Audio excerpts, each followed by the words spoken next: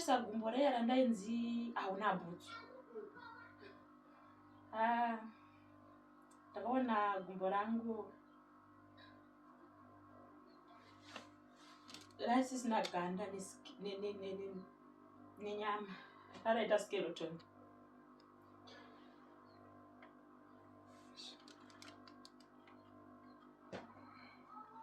So amai vaya vachibva vatora zambia ravo ndobva vandifukidza makumbo pana ndakapfeka trouser rejini. Patsafu pangu apo pakuitonge nyama yakanyobvorwa, so ndikati bvururu pamusoro petrouser ngaminzi. Ndoita moblessing murapa ndobva Rusape Chenambuya ndine 26 years nemwana musikana ari grade 4 ane 8 years. Ndakaita tsaona musi wa22 January kunonzi Kungundu changopfuura masvingo. Maitikiro akaita accident, ndakanga ndine mukomana ndakambodana naye mugore ra2020 tikazosiyana mugore ra2023, and from there akazondifonera muna December, ndichaziva date kuti date rari ani, ndobva andifonera zvorumanheru akanditi ndakuita macross border truck driver, ndakuita macross border ndinoenda kwaMutare. So inini ndaitengesa cosmetics, mafuta, hembe, chichi. Saka zvinhu zvangu zvaiva zvapera, staff yangu yaiva yapera, ndobva atonditi handiunbloke kuWhatsApp kutaure newe. Ndati it's okay, ndatounbloka kuWhatsApp obva ndatanga kutotaura naye. Saka akanditi ndiri pabhodha ndiri kuenda kwaMutare, ndobva ndakatomuti ndokumbirawo ndihodherewo mafuta angu muClicks. Ndobva ati it's okay. Zveshuwa akatenga mafuta aya akanditumira pic paapp akati ndamawana nemaperfume andamutumira. Ndikati it's okay. Saka ndomawana kupi? Handiti Masvingo. Ndikati alright. Ndakatosimuka kunoku kuHarare ndikaenda ndikanokwira bhazi rangu paMbudzi Silverstone ndikatosvika Masvingo. Ndada kuburuka Masvingo ndopakanditi uya kwaNgundu. Ndati it's okay. Ndaenda kwaNgundu kuya ndasvika ndatoburuka bhazi ndatogara pasafe station. Ndakamufonera ndikati ndasvika paNgundu pacho hapana pandomboona kuti pane truck. Zvanzi handisi paNgundu, ndiri kuLundi. Ndikati koinga vambonditi paNgundu izvo zvakuti kuLundi, mabhazi pavaramba achingowedzera apa usiku ndozodzokera nguva yekuHarare. Vanditi nhau iri kuitika ndeyekuti ndine chibage, saka muridzi wemota haadi kuti mota yake ifambe manheru, naini kana chai anoti pakai. Ndati but waifanira kunga wandiudza zvinhu zvese zvisandasimuka kozi izvezvizvi kwadoka. Ndangoti it's fine. Ndobva ndakwira futi imwe truck refuel chitenga. Ndakwira ndasvika kuLundi. Ndasvika kuLundi ndatosvika paya akanditengera sadza, juice nemvura. Ndatogara mota ndoita madziri akaita panze. Ndobva azondifonera, ndasingakanganisi time, zvinenge zvekuma12:01. Andifonera 3 minutes ago andodera phone ndachiona movie. Ndakangoti maybe phone irifona nemistake and ndingadai ndogonopedza airtime yake. Ndakatogara ndichiona movie ndobva adzoka.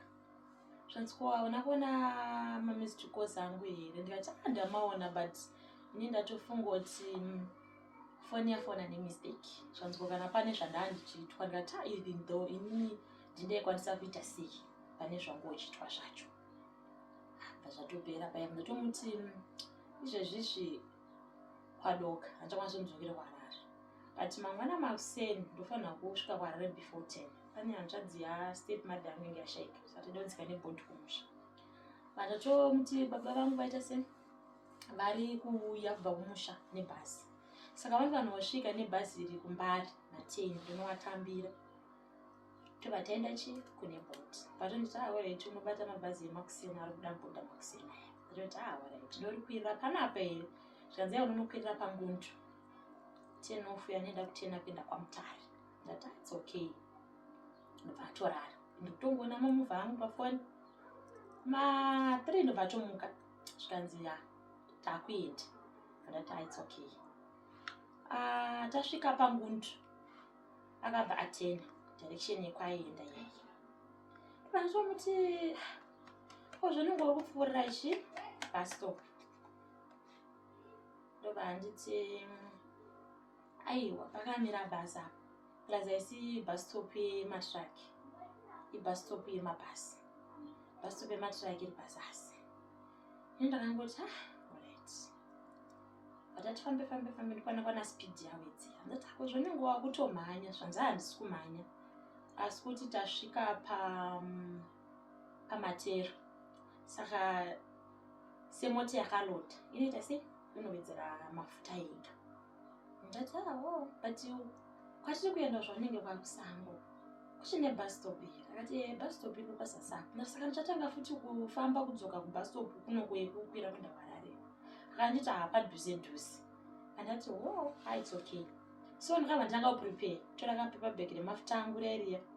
Ndobva ndatosunga ndati mafuta yandikaite kubata nemaoko dai so pepa bag rogunotsemuka. Rega ndisunge pepa bag. Ndoita yekutakura so. Ndobva ndatotora bhutsu. Ndakabvisa bhutsu. Ndatotora bhutsu dzangu ndapfeka bhutsu dzangu. Ndatotora jaketi nepesi. Ndaisa muhuro. Ndasunga jaketi changu muchiuno. Ndobva ndabata foni yangu. Chibva ndatoti foni yangu iyi inosinetsa kuchaja. But apana siya chaja nechaja isiri yayo. Saka mozi yatraki. Chimwe dhuleta chekuseti padrive. Sana ndo takatogara kuseti kwa passenger. Ndakaita zvokurerekera kuseti padrive neso. Ndakabata foni yangu. Ndichitotaura naye but handakukwanisa kunzwa mhinduro yake ipapo. But pane zvizvi zvandakatira kumashure ukaitodaira. Ipapa ndakumunzwa takadairira kuti ndinganyepi.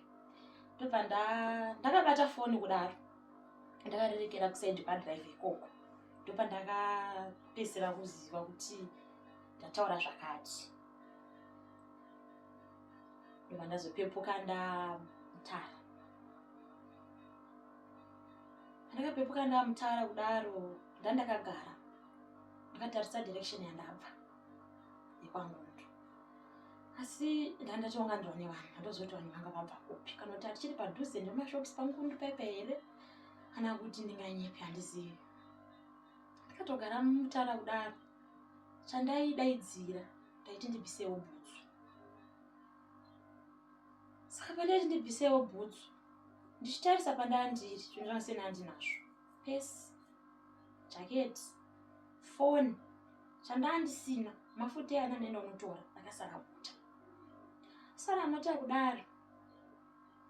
Ndobva ndakatoti mai vangu vari pasaidi pangu. Mama ndibvisewo bhutsu. Amai vachibva kuti ndakubvisa bhutsu. Hauna bhutsu mwanangu. Ndichiterere gumbo rekuraiti. Gumbo rangu rekuleft handina kurifila sekufila kwandaita rekuraiti. Padaro mai vakabva vandifukidza nezambia. Ndifukidza nezambia kudaro. Ndandakagara. Ndakabva ndabata futi nechibaipi panapa kuleft. Ndobva ndakasimudza ruoko. Handina ropa richierera. Ropa richierera kudaro ndichiona bhonzo reparuoko. Pangu papa ndipo pandifukidza jaketi reworksuit.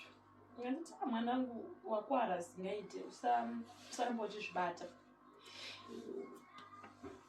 Ndakagara kudaro ndakatarisa kwakuna traki nemukomana uyu. Tanga ine chinhambwe neni. Ndobva ndakaenda mevevaya. Mwanangu chii chaitika? Ndikati mama handisi kuziva but chanzi choti ndandichi mutraki maStephen. Emera ndipo akati sei wakagara panapa traki riri uko iwe uri panapa. Ndikati handisi kuziva. Ndichitaura namevevaya kudaro. Handizivi kuti mupurisa akauya akafonerwa naiye kana kuti akabva asvika mumupurisa iye ndobva apinda mumota memene mupurisa iyeye ndobva waenda kwavakaenda kutaura kwakandi vangaenda kuchipatara kuti vanotore manesi ani manesi akati hatikwanise kuuya pasina police report wakabva wadzoka wanamai mukuramba muchingotenderera munhu ari kubleed muda kuti munhu aite sei madi kufonera hanzi kuparire nyatu here kune emergency ndege kudii ndopakati atafonera mapurisa kuchipatara vati parudiwa police report right. So mapurisa akabva auya I think wangu ari 4 vari mote white ndakangogara mai vaya ndovangu vazotaka kundiradzika vakandijegera kudai so gara paipai purisa akauya akandibvunza zita ndikavaudza vakandibvunza nhamba ndikavaudza kumusha tikavaudza ndobva wabva wanditakura akatora blanket kanza tikwanisa kuti timbati asina kubhesi but ndamurori make batora blanket vawandi putiridza neblanket vandiputidza neblanket kudaro pandakabva ndatakurwa pandiswa mota but ndiri mota imomo nhamba rangu rekuleft handairifila rekuright ndaitombotisimudza ndichitombinenge munhu ari kutombotsika nechidzidziro dai pandanyatsoonzwa kuti ndikutsika nenyama handisi kunzwa kunge ganda rangu riripo ndichingozvibvunza ndega but hana munhu ndakakwanisa kutaura naye pandakasvika kuMashingwa General Hospital handizive kuti akasiyana operation ndiani ndakazongomuka ndamu HDU ndisisina makumbo saizvozvi then rekuleft rakatirwa panapo rekuright rakatirwa pazasipeva handitozivi kuti chii chakanyatsoitika then ruoko bhonzo rari panze ruoko rwangu rekuleft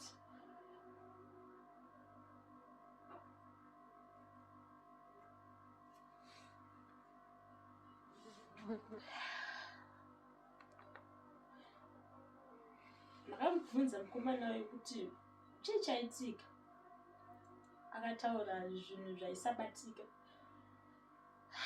kumanesi ekumasvingo akasvika akati aita accident ndisipo ndazongofonerwawo kuti munhu anonzi nenginengi muziva here aita tsaona ndobva ndaya ndikamubatsira kumuunza kuno kuchipatara muzukuru wacho ainzi muzukuru mwemurume wavanga vainaye ari kunzi akataura akati vaita accident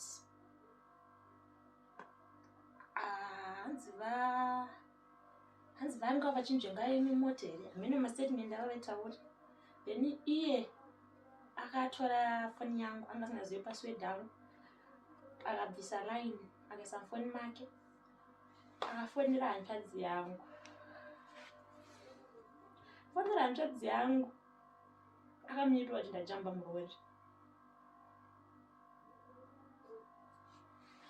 akati ajamba murori but gumbo rake rakwara munoisika simbi ndozvakaudza hanzvadzi yangu hanzvadzi yangu ati right kana kuri kunzi ndizvo zvaitika ndichauya ndichidini ndichimubvunza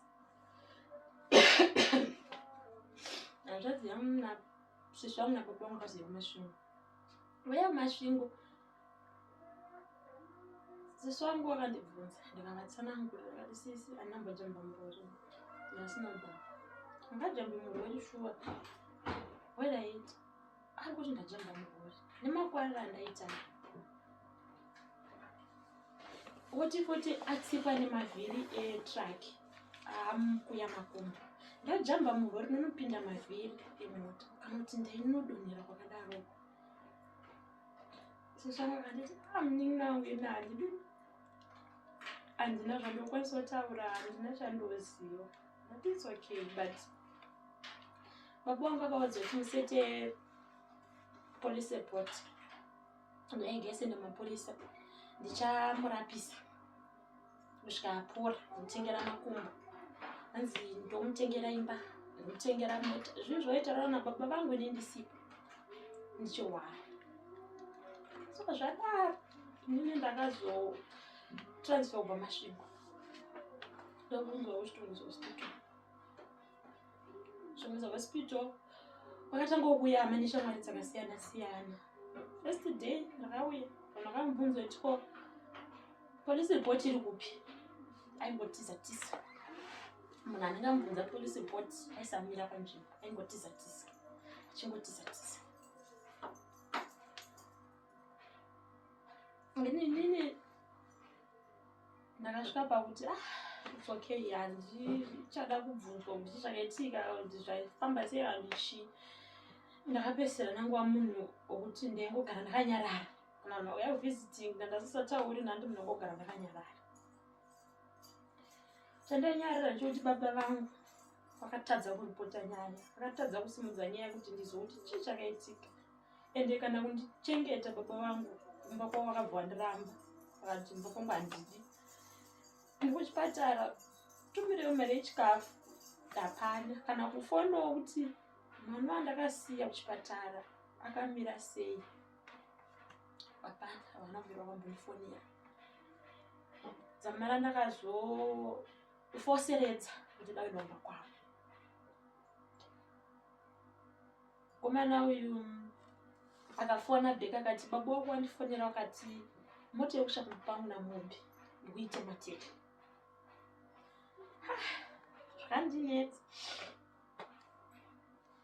Tikati baba ndakakutadzira chii? Zvikanzi hapana.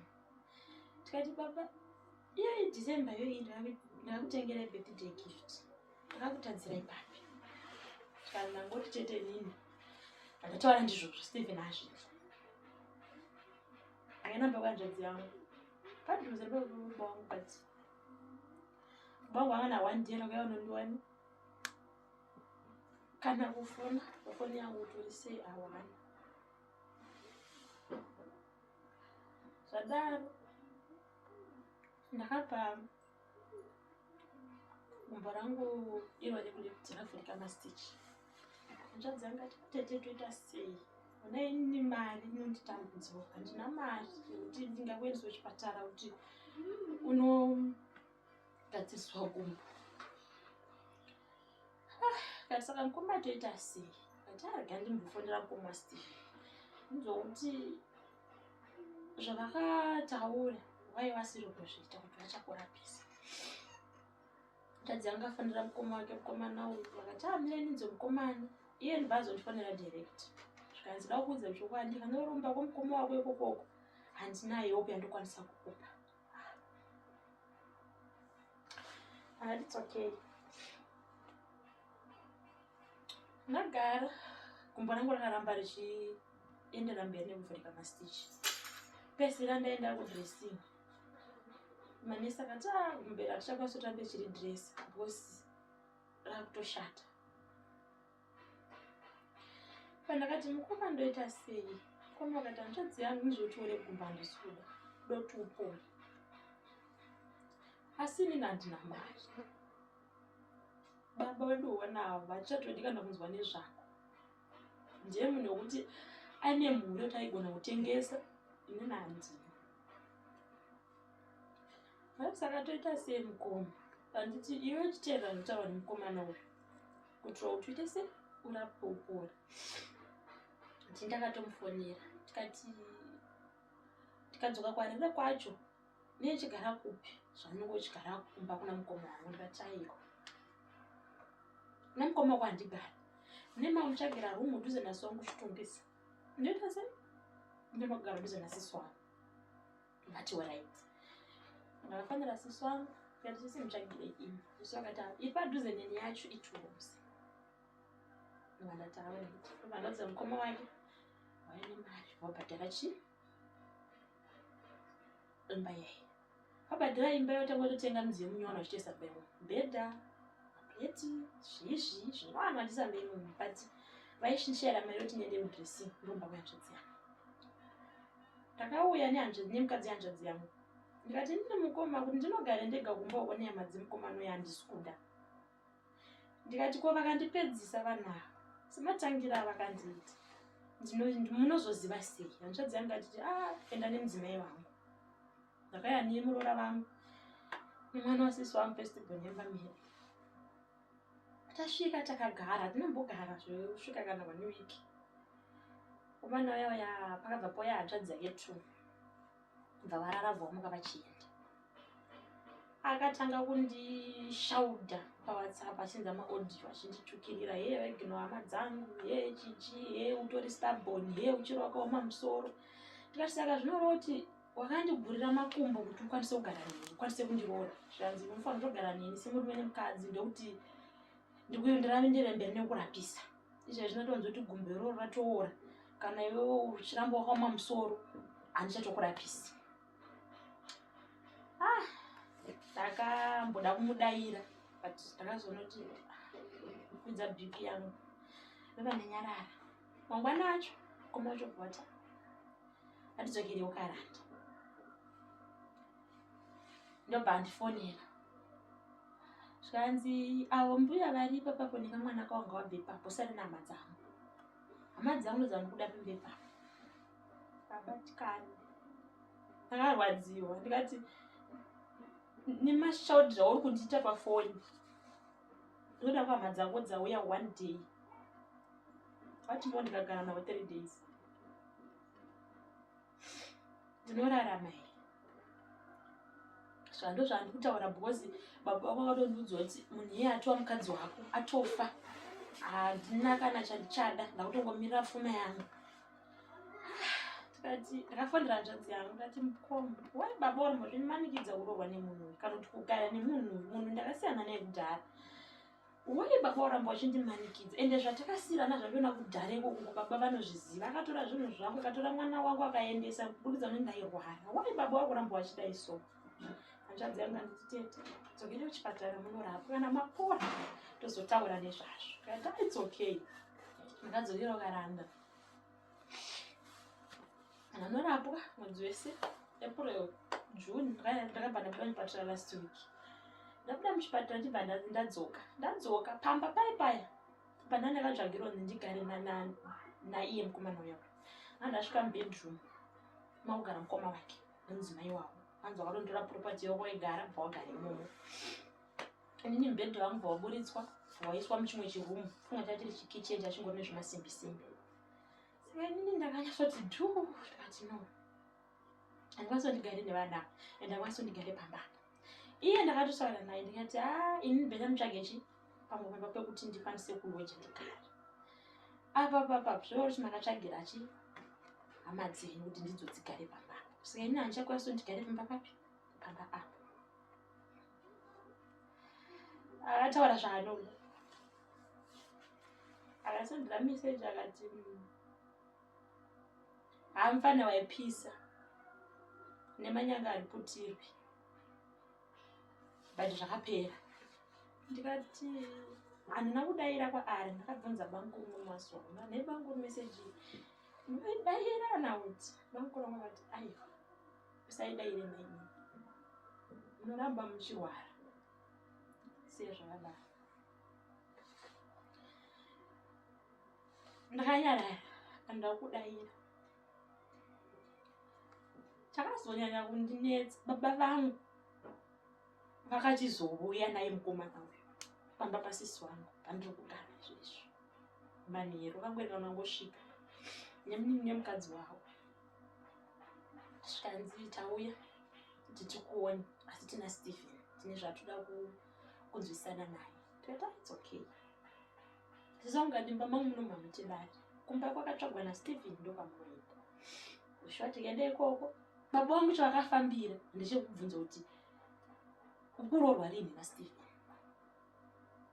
Ndo chavakanga vafambira kubva kwaSapi. Ndikati baba mune chokwadi mungandibvunza kuti ndikuroorwa rini naStephen. Ndo zvamabvira kwaSapi asi hamuna akamboya muchindiona ukaranda kunoko ndokwamakuya muchindibvunza kuti uri kurwara. Ndakaudza ndikati baba, kunyange zvikanzi varume wapera munyika anirorwe naStephen. Ende mukomana wemashoko ake ekunditi anonditibvunza baba wako kuti makumbo aripi, baba makumbo angu aripi. Tirimo mumba mamukoma wake imomo ndakavabvunza. Baba wangu akaramba akanyarara. Ndikati inini handisi kurorwa nemukomana uyu. Kunyange zviite sei. Ndichagara ndakadaro. Kana kuri kunzi makumbo ati hachatengi. Hapana chaachaita. Kana ndikada ndochipatara review. Asi kunditori mari it's fine. But inini handisi kurorwa nemukomana uyu. Nemaitykiro ake taaccident iyi. Nematauriro anoita nini ekutange zifi akundiudza kuti ndakakuorora. Inini handikunyepera handigarire munhu. Vangu vanachokadai. Vanachokataura. Vangoti alright, ndazvinzwa. Walosimuka bwaenda. Vanadzoka kwasisi wangu. From there, gumbo rangu richiri kudreswa richiri kudaurwa. Ndina kana senti randakazowana pamukomana wayo. Kusvika pandiri pana vanhasi. Sisi wangu ndiwo ari kungozama nekukumbirwa hama neshamwari. Chingwa chibatsireiwo vane mari yekuenda kudressing. Vane mari yechikafu. Ndoupenyu hwandava kurarama.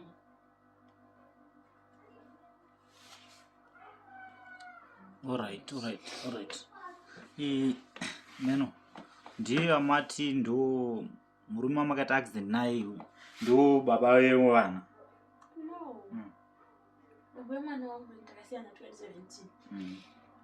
Mukomana wayo ndakasangana naye 2020 ndichibva kunamia mama wangu pakasheka mama wangu. Alright. Saka mimi sina mwana mese. Alright. Handinobuda ndakambogara naye. Mukomana wayo ndadana naye boyfriend yangu. Alright. Ndakaita zvaitika ndikarwara.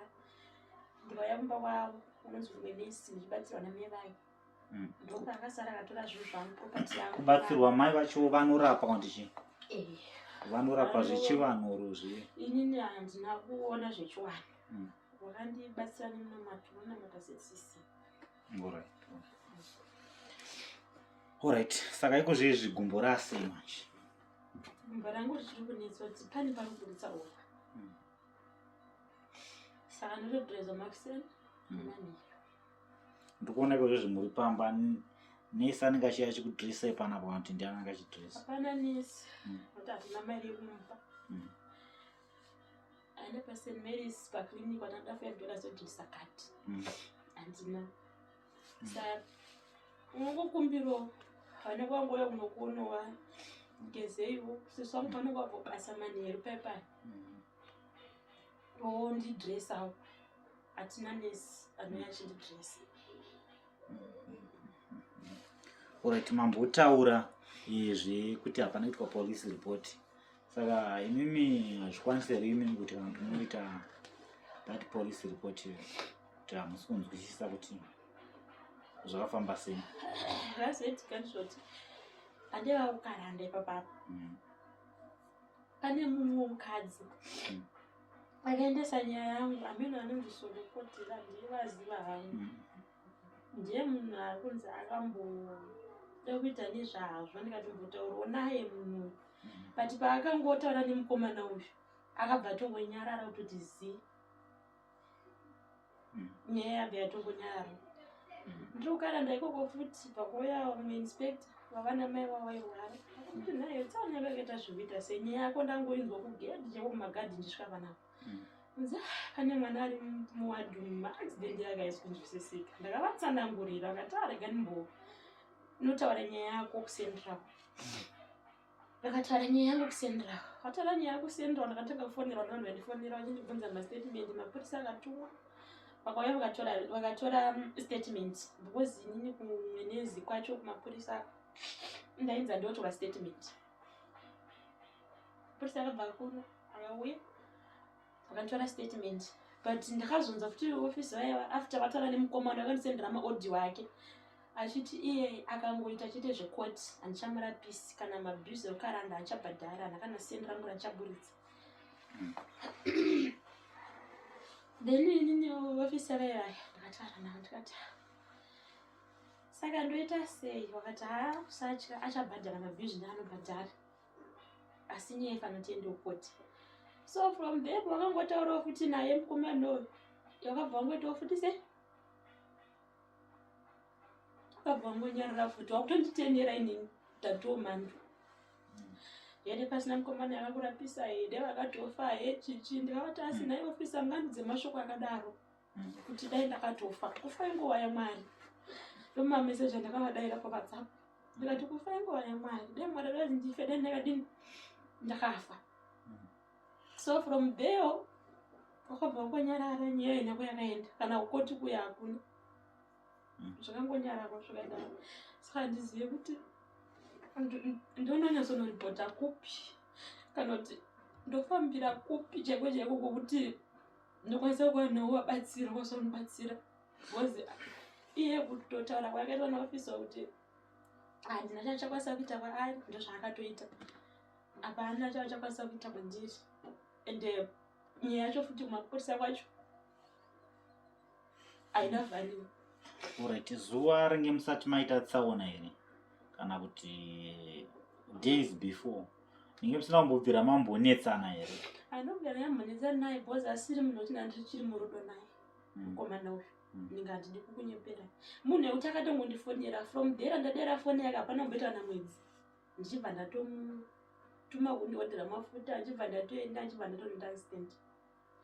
Asi munhu wekuti ndandiri murudo naye zvokuti akabata foni yangu akaona meseji yemukomana kana kuti akauya pamba pangu nepamba pandigara chepo chepo akasvika paziya password yefoni yangu yaatoisiya ndandisina kubva ndambonetsana naye handidi kunyepa even kana pandakaenda kwaari kwacho handakanambonetsana naye ati iye atosenda meseji ndiri current achonditi usape mapurisa statement wakauya unoudzwa kuti handina chandiri kurangarira kusvika 3 months dzakwana ndakwanisa kushanda ndakwanisa kuenza mari then pavurisa aenda mapa statement akazotanga kundisendera meseji napamba panapa achiti taura mapurisa oti koti itwe December ndinenge ndashanda ndaunganidza mari. Tikati nini kuwai uchindudzira zvokutaura nguva yese mapurisa pandodaitete kuobva nenyaya ndoite simba unenge uchindudzira zvokuti takudai wai uri kundudzira kuwandisa chii kana kuti iwe ndakajamba murori hakuna zvavakandiita ndakajamba ndege nini wai iwe usida kuti nyaya ende mapurisa wasida kuti nyaya ende kukoti zvikandiita zvandikutaura saka inini nendira against zvanditaura ndizvo zvandoita. Mapurisa akaenda kamapachi statement ofisa vandina kwaudza kuti koti ngaitwe December akazongozvifambira iye ega akazongozvifarisa ino takadonudza kuti mapurisa eZimbabwe ndanoda mari ndinopedza navo. Saka torowa kuti akabhadhara inspector izvo hatingazivo. Right, ndizvokufungawo kwangu ndokune kufunga kwenyu. Right, saka iko zvezve pane vatari vakakutarisai mungadi kuti vakubatsirei nechii? Because ndikuona kuti zvaakanganisa upenyu amati garazve tsaona yakaitika rini 22 gore rineri ndikuona kuti tsaona iyi yakanganisa upenyu hwenyu muri munhu akakura aine makumbo akakwana batiko zvezve hamusisina kufamba kwakunetsa saka ameno nguva inei ndeyekuti mupire kuvatari zvichemo zvenyu kuti chamurikushuvirawo muupenyu kuti no ndichifunzira pa maybe ndakawanhawo zvakati ndakadai zvinokwanisa kuita kuti ndikwanisewo kuraramawo ndichichengeta mwana. Changa ndikushuvira nekukumbira kubatsirwa mune Zimbabwe tokumbira kubatsirwa ndikwanisewo kuitawo zvinoitawo kuti ndizvitengerewo mapiritsi ndizokwanisawo kuzofamba nokuti ndichiri mwana mudiki ndimunhu adaramba achienda kubasa ndimunhu adochengeta mwana matori ndine mwana wegrade 4 musikana sofa atori kumusha kuna mbuya unoda kwokuti akuchakwanisi kuti ndimuchengete wona sisi wangu kutono mhuri yawo yaudoritiravo. Saka vanongada kukubatai vanokubatai papi mune ecocash number iri mukwanisa kudaidzira ecocash number dzenyu nezita rinobuda ipapa kuti vanhu vakubatei vataurire nemi. Ngende ecocash ndinaro namba yangu 078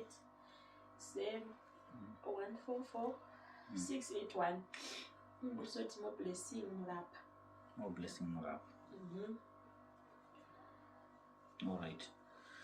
ReZimbabwe ndofunga nhau iri panapa muri kuinzwa dambudziko kana achinge ravinga mumwe wedu rinenge ravinga tese handitika makasununguka kuti mubate atete vedu moblessing panhamba dzavapai tichadzisa pascreen motaura navo movapa any help yamunokwanisa sezvamuri kuona kuti makumbo havasisina. Unongoziva kana musina makumbo zvinoonetsa muupenyu because kufamba kunenge kuchinetsa from point A to point B kuti utsvagewo zvekuita sei zvekuti unge uchirarama. Vachele wasamaraiza muchindevere kuti nyaya panapa yakamira sei kuziva kuti vataura maminutes akawanda but just the main points. Sihlobo zami zeZimbabwe, usisi ukhulumile indaba yakhe ukuthi wenzakala njani ukuze ihlangane lengozi yomgwaqo wahlangana layo. Njalo-ke izwisa usizi. Ungakwanisa ube emnceda kumbe ungakwanisa ukuthi emnike lokho ayebekwanisa ukunceda ngakho. Engakwanisa ukunceda ngenamba zakazi lezona as ecocash. Likwanisa ukunceda ngoba indaba yakhe izisusiza akula muntu angakwanisa ukunceda abazali laba akula abangakwanisa ukunceda kumbe isihlobo. So lina yakwazi ukuthi njengoba silapha elizweni leZimbabwe siyakwanisa ukuncedana njengoba singabantu banye.